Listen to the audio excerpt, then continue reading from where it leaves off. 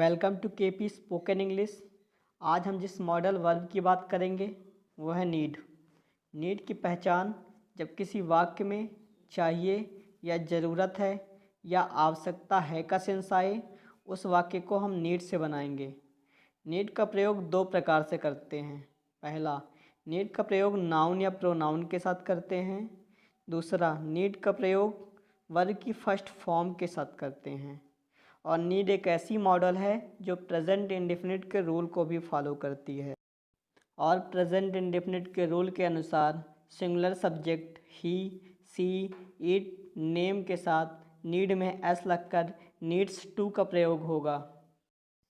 मुझे पैसा चाहिए, आई नीड मनी। इस तरह के सेंटेंस में लोग कंफ्यूज होते हैं कि शुड लगाएं कि नीड।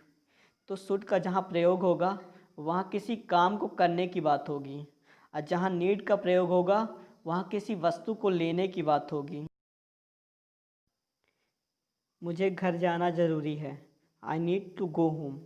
यहाँ टू का प्रयोग ग्रामर के अनुसार हुआ है, लेकिन मॉडर्न इंग्लिश में टू का प्रयोग नहीं करते हैं।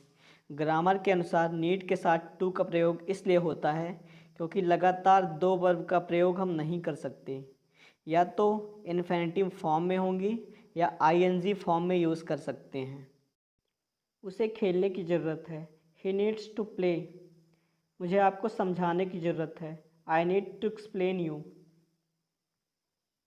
आपको झूठ बोलने की ज़रूरत क्यों है, why need you to tell a लाई।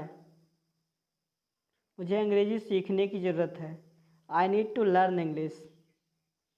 उसे तुम्हारी सहायता की ज़रूरत है, he needs to your help. आपको बोलने की ज़रूरत है, यू नीड टू स्पीक। क्या आपको पैसों की आवश्यकता है, डू यू नीड मनी। उसे देखने की ज़रूरत क्यों है आपको, why need you to look him. क्या आपको कुर्सी चाहिए, नीड यू अ चेयर। आपको इस तरह बोलने की ज़रूरत नहीं है, you need not to speak like this. यह मुझे चाहिए, आई नीड दिस। क्या मुझे बताने की ज़रूरत है कि मैं कौन हूँ, need I to tell you who I am. क्या तुमको गाली देना ज़रूरी है, नीड यू टू अब्यूज़। क्या आपको अंग्रेज़ी सीखने की ज़रूरत नहीं है, need you not learn English. क्या आपको उसका साथ देना ज़रूरी है, need you to help him. मुझे पानी चाहिए, आई नीड वाटर। आपको वहाँ जाने की ज़रूरत क्यों है, why need you to go there. मुझे आपका पेन चाहिए, आई नीड योर पेन। मुझे आराम करने की ज़रूरत है, आई नीड टू रेस्ट।